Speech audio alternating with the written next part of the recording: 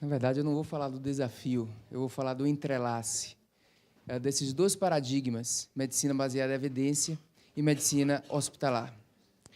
E vocês vão entender por que eu não vou falar de desafio. Eu explico depois.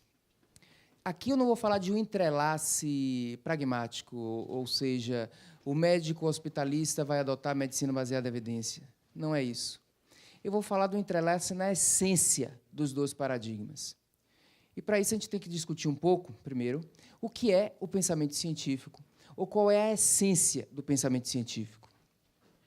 A essência do pensamento científico, diferente do que muitos pensam, é a humildade. A humildade de reconhecer as nossas incertezas. Essa é a essência do pensamento científico e que é, por exemplo, bem demonstrado por esse caso, que é o Peter Higgs.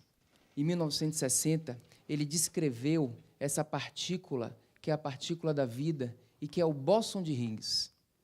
Ele descreveu quase com uma forma matemática, quase com perfeição, a ponto daquilo de ele ganhar o prêmio Nobel por isso. Ganhou o prêmio Nobel por essa ideia dele, tão bem formulada a ideia. No entanto, a comunidade dos físicos e ele próprio foram humildes o suficiente para respeitar a incerteza, respeitar a hipótese nula e considerarem que isso teria que ser demonstrado antes de ser considerado um fato. Como é que foi feito para demonstrar isso? Foi construído em Genebra esse gigantesco acelerador de partículas. Isso durou décadas sendo construído. O que se gastou nisso aqui foi uma imensidão. Um esforço de vários países juntos, não era de um único país, de vários países juntos, construindo alguma coisa simplesmente para respeitar a incerteza da hipótese de Higgs e testá-la. Respeitar a hipótese nula, que é o cerne do pensamento científico. Eu tenho uma ideia, mas eu vou começar considerando a hipótese nula e vou tentar rejeitá-la. Para isso, eles construíram esse acelerador de partículas, que há poucos anos atrás foi colocado em funcionamento. Nesse dia, as partículas foram aceleradas, se chocaram, aquela partícula pequena ali se quebrou em muitas outras partículas e se pôde identificar que, de fato, o bóson de Higgs existia, a partícula da vida. Essa é a foto do Higgs, décadas depois da sua ideia, da sua hipótese, assistindo emocionado à apresentação do resultado dos dados colhidos naquele momento. Isso é ciência. É o respeito da incerteza e o reconhecimento humilde que, por mais inteligente que eu possa ser, por mais lógico que meu pensamento possa ter, eu devo demonstrar isso. Em outras áreas, nós não somos assim, como, por exemplo, na área de medicina, né? Na área de medicina, nós não somos como os físicos que respeitamos a incerteza. A gente acha que a gente sabe muita coisa, né? E acha que, como a gente sabe algumas coisas, a gente pode criar regras e adotá-las, né? Essa é a essência do pensamento científico. Esse achar que a gente sabe é chamado pelos psicólogos do complexo de Deus. Não é uma coisa particular dos médicos, isso é humano, complexo de Deus. Nesse sentido aqui está sendo colocado como diz respeito à incerteza. Eu tenho uma crença e minha crença é verdadeira. Essa crença, eu não digo crença religiosa, é uma crença baseada até em dados, baseada em lógica. Mas eu já acho que está certo e que não precisa ser testado. Isso é humano. O ser humano é assim, a mente humana evoluiu assim, talvez a gente tenha que ter precisado ser assim quando não existia ciência. Mas isso evoluiu, né? Evoluímos e a gente tem que questionar até que ponto o complexo de Deus atrapalha a nossa aproximação do raciocínio clínico com o raciocínio científico. Houve uma época da Idade Média em que as ideias eram dominadas por dogmas religiosos, né? E houve uma evolução, hoje nós temos houve uma evolução para o iluminismo, onde se valoriza o pensamento como a coisa principal, o homem vira o centro do mundo. Isso é uma evolução, né? Hoje a gente pensa. No entanto, essa coisa do homem virar o centro do mundo e poder pensar, que é muito bom, gerou uma coisa chamada o paradoxo do pensamento, que é o seguinte: eu penso, crio uma ideia e me apaixono por minha ideia. Eu crio aí um autodogma. Eu não estou mais dominado por um dogma externo, mas eu tenho o meu dogma, a minha ideia passa a ser parte de mim. E quando a gente tem um dogma criado por nós, é muito fácil conseguir validar esse dogma. Porque, após isso, surge um outro viés, que é o viés de confirmação. O viés de confirmação. Muito comum também na mente humana. A gente acredita em algo, olha o mundo à nossa volta, e nós vamos observar fatos que falam a favor dessa ideia e descartar fatos que não falam a favor dessa ideia. Suponhamos que eu acredite em astrologia, no sentido de que a posição dos astros determina a minha personalidade. Acreditando nisso, não vai ser difícil olhar à minha volta, no meu ciclo social, e identificar coincidências de personalidade com signo. E quando eu identificar, eu vou dizer, puxa, você realmente é a cara de um libriano. E a gente vive assim, validando através dessas coincidências, e a gente não presta atenção naqueles que não coincidiu. Ou quando coincide, a gente acha que pode ser devido ao ascendente ou coisa assim. Então, não é fácil, não é difícil ter uma crença e validar a crença. A gente valida com muita facilidade as nossas crenças. Só que a gente tem que entender o problema da crença. Mesmo que seja uma crença lógica, elas são incertas. Porque muitos dos sistemas são sistemas complexos, principalmente o sistema biológico é complexo. Complexo no sentido de que um evento não é o resultado apenas de uma causa, mas de uma multiplicidade de causas que interagem entre si de uma maneira imprevisível. Não tem como eu prever, a não ser testando na prática.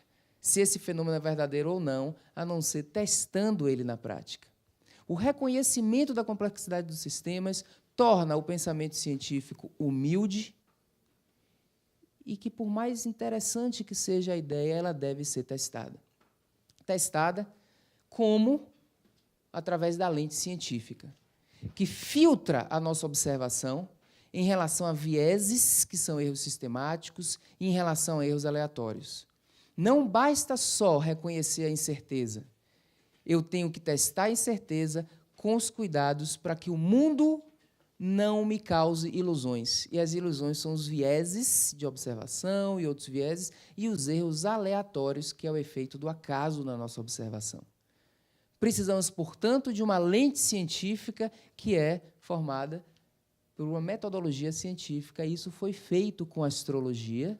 Esse é um estudo duplo cego, publicado na Nature em 1985, onde os astrólogos procuraram definir a personalidade das pessoas sem conhecer as pessoas. De fato, houve casos em que a personalidade equilibrada coincidia com o signo de Libra, porém, a personalidade equilibrada tinha uma proporção semelhante nos signos de não Libra. E essa diferença não foi estatisticamente significante. Nesse momento, aí, a gente está se preocupando com o acaso. O acaso nos engana o tempo inteiro.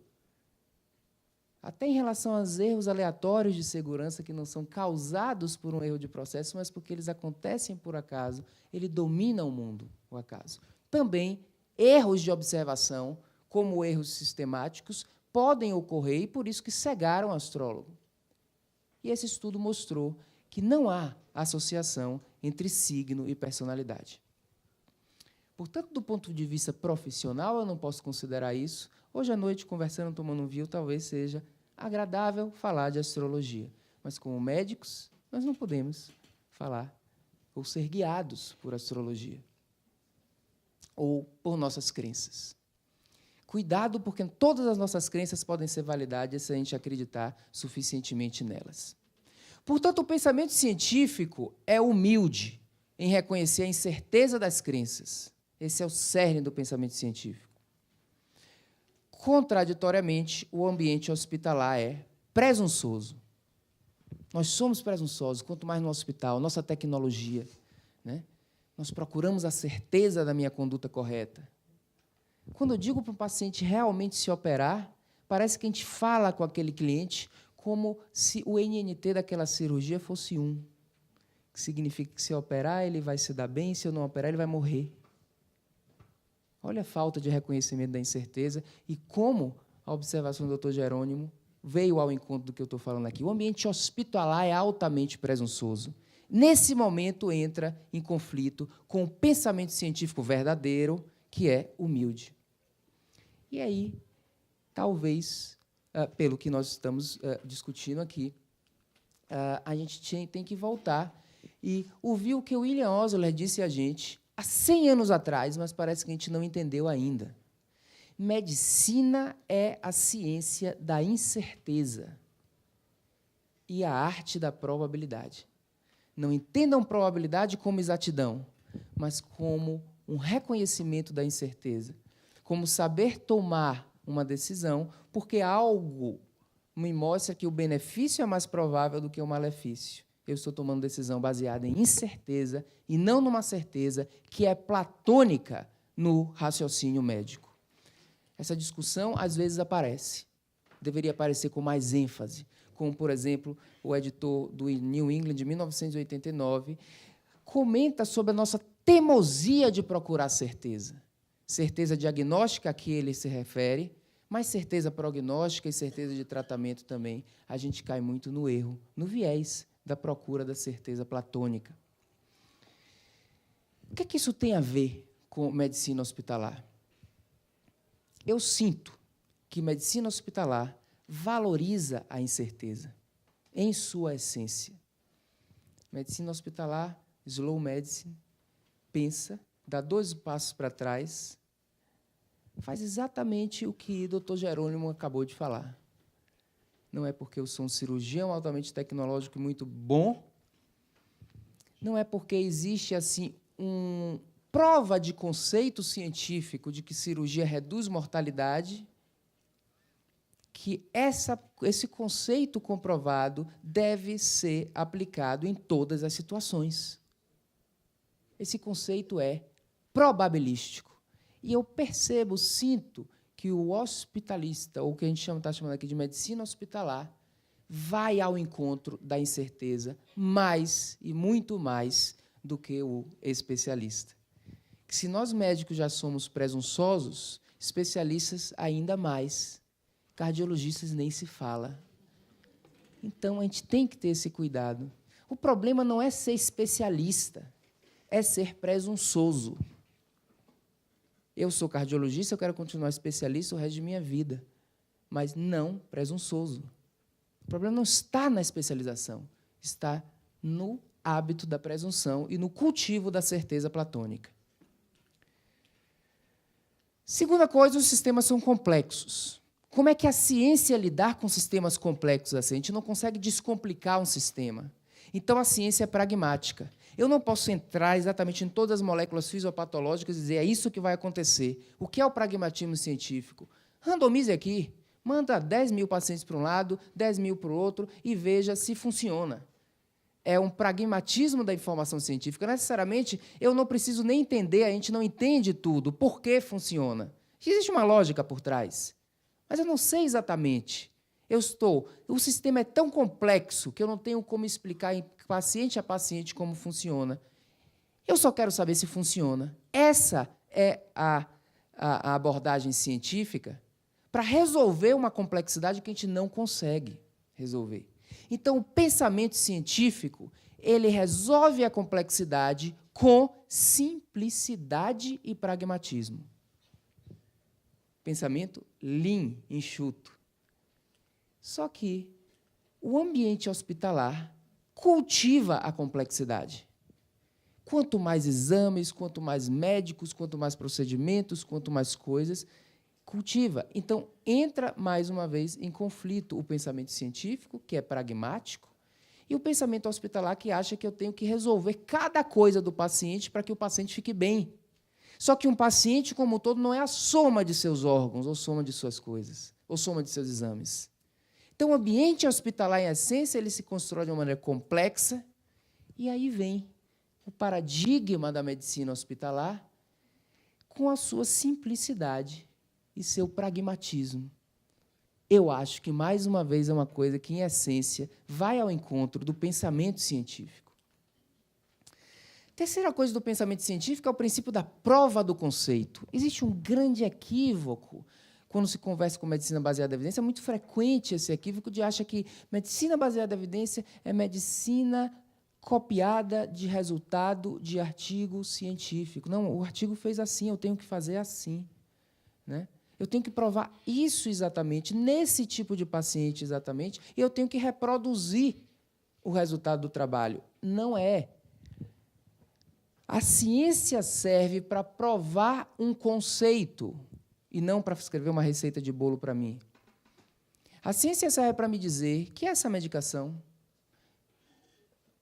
reduz a mortalidade nessa magnitude, ponto. Não significa que eu tenho que usar essa receita para todas as pessoas. Então, ciência não serve para gerar guideline, diretriz, copiar o que está no artigo. Serve para gerar um conceito que vai me nortear na minha decisão individualizada.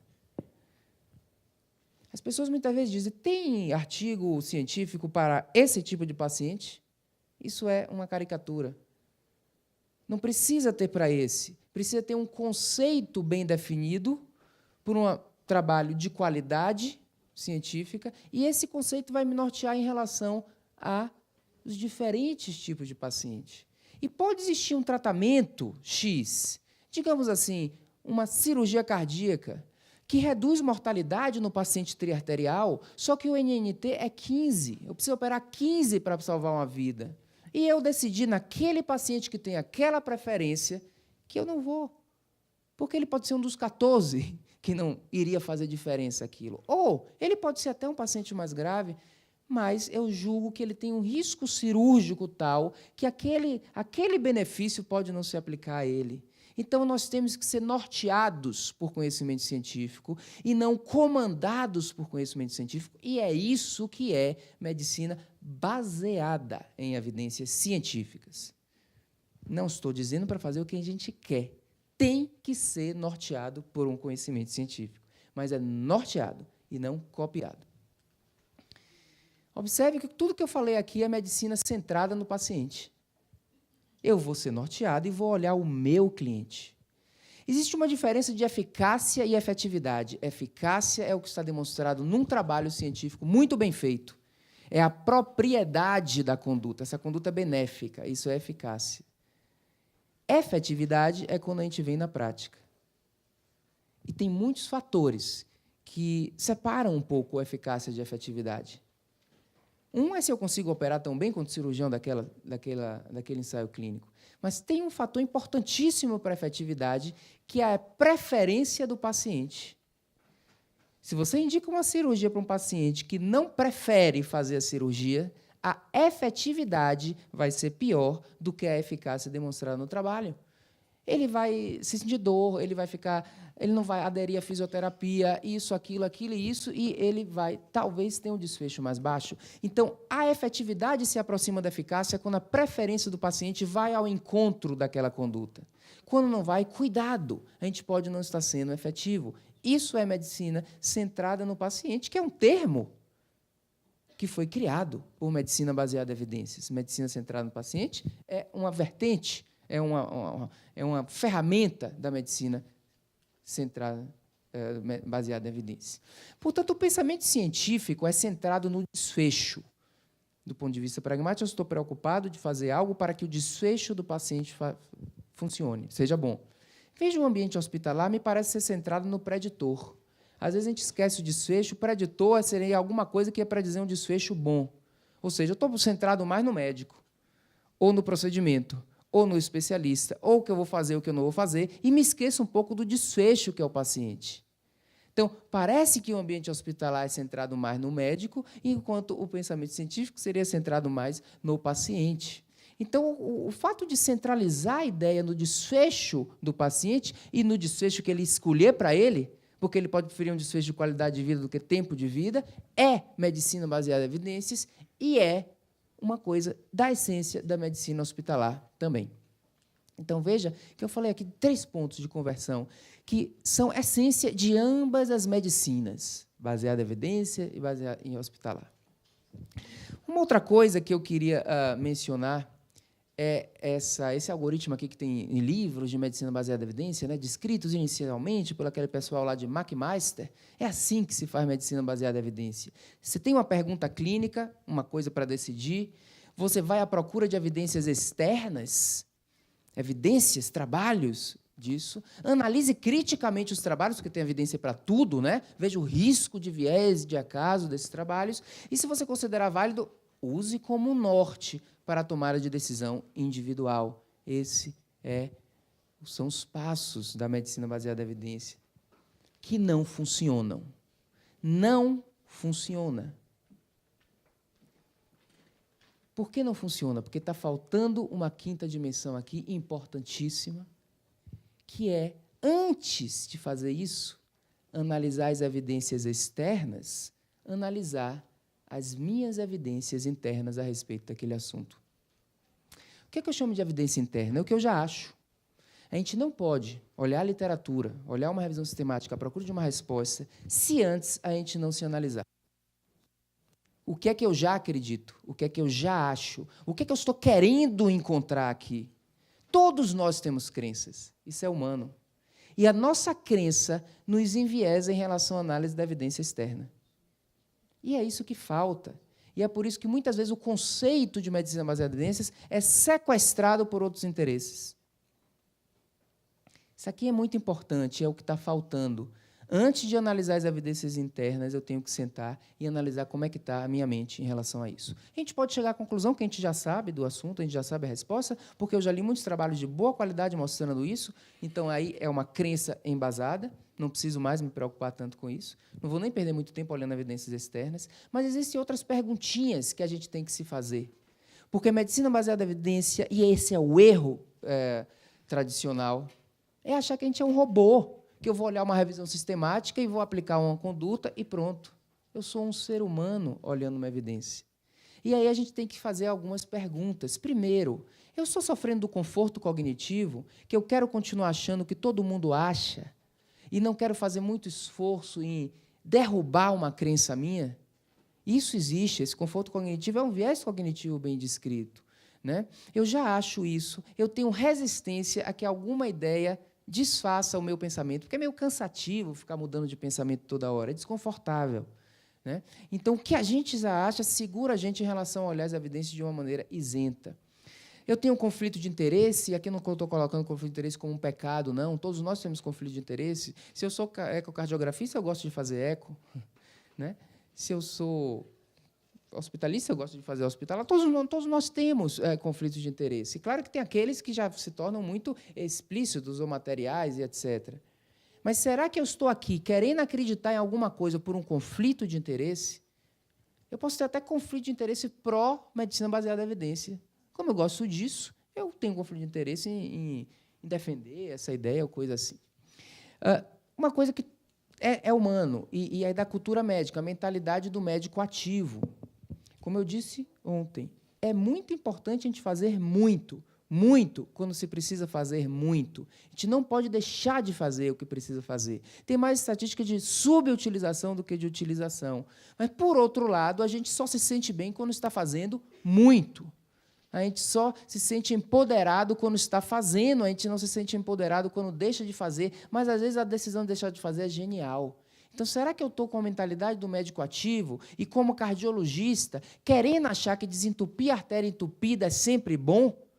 E aí, quando eu leio um trabalho que diz que na doença coronariana estável isso não reduz mortalidade nem infarto, eu começo a tentar rejeitar aquele trabalho com argumentos pífios? Isso existe também. E será que eu estou dando adequada valorização à incerteza? Eu estou caindo na armadilha de procurar uma certeza platônica, como se o trabalho viesse me dar a resposta que eu quero. Então, uma autoanálise tem que ser feita antes da gente analisar um trabalho da literatura. Não é correto eu analisar os outros antes de me analisar. E isso é o que está faltando como peça fundamental para que medicina baseada em evidências realmente entre e as pessoas se sintam confortáveis em acessar as evidências e procurar alguma coisa que seja mais próxima da realidade. E o principal equívoco de medicina baseada em evidência, com quais os criadores, lá na década de 80, se vangloriam por ter criado esse termo, medicina baseada em evidência, foi o termo. Esse é um equívoco, porque não existe medicina baseada em evidências. O que existe é medicina. Criar um termo medicina baseada em evidências como se fosse uma subespecialidade é uma postura não inclusiva. Eu não estou incluindo as pessoas no paradigma. Não. Algumas pessoas que entendem de metodologia são especialistas em medicina baseada em evidência. Pô, então o resto é o quê? Especialista em medicina baseada em fantasia? Não existe medicina baseada em evidência.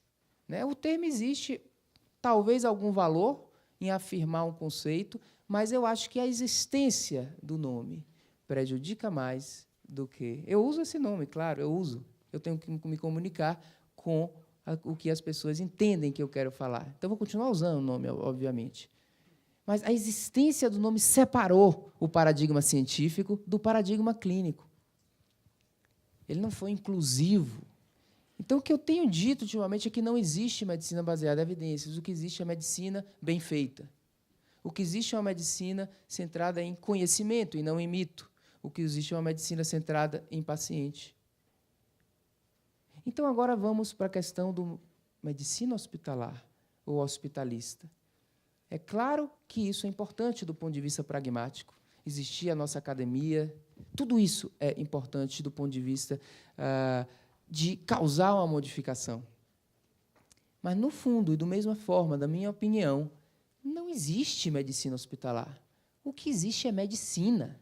E toda medicina tem que fazer isso, seja especialista ou não especialista. Essa é a minha mensagem final. Obrigado pela atenção.